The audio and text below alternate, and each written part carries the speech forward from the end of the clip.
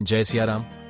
एक बार फिर से आपका स्वागत मेरे YouTube चैनल DK एजुकेशन में। आज हम कथा सुनेंगे निर्जला एकादशी की। इस साल निर्जला एकादशी 31 मई 2023 को है।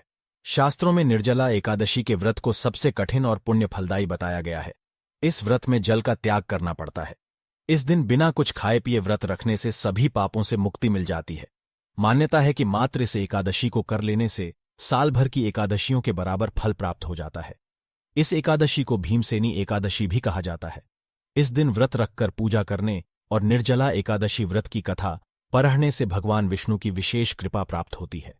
निर्जला एकादशी व्रत कथा इस प्रकार है। वर्टिकल बार पद्म पुराण में निर्जला एकादशी के महत्व का वर्णन करते हुए बताया गया है कि भगवान श्री कृष्ण जब पांडवों को एकादशी व्रत का महत्व बता रहे थे, उस समय जब युधिष्ठिर ने श्री कृष्ण से कहा कि हे जनार्दन, आप ज्येष्ठ मास की एकादशी का जो फल और विधान है वह बताइए।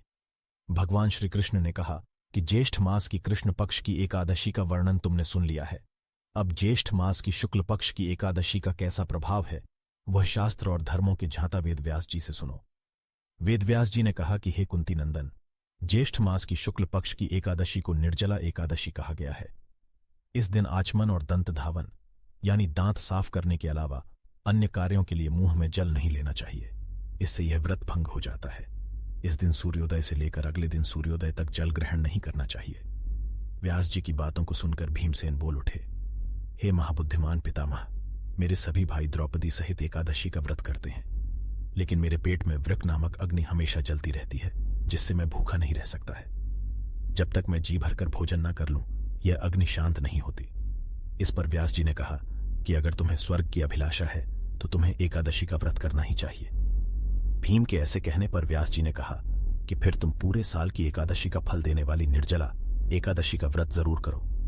व्यास जी ने कहा कि भगवान विष्णु ने कहा है, जो व्यक्ति निर्जला एकादशी व्रत का नियम पूर्वक पालन करता है वह करोड़ों स्वर्ण मुद्रा दान करने का पुण्य प्राप्त कर लेता है। इस एकादशी के दिन किए गए जप तप दान का पुण्य अक्षय होता है, यानी वह अनेक जन्मों तक लाभ देता है।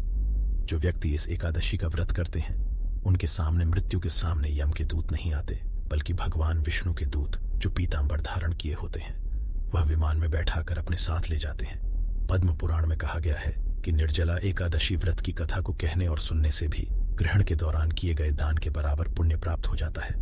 दोस्तों, आपको एकादशी व्रत की कथा कैसी लगी?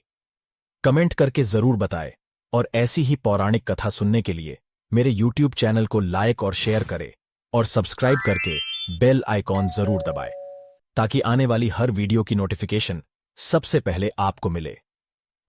और जय सिया राम, जय हिंद।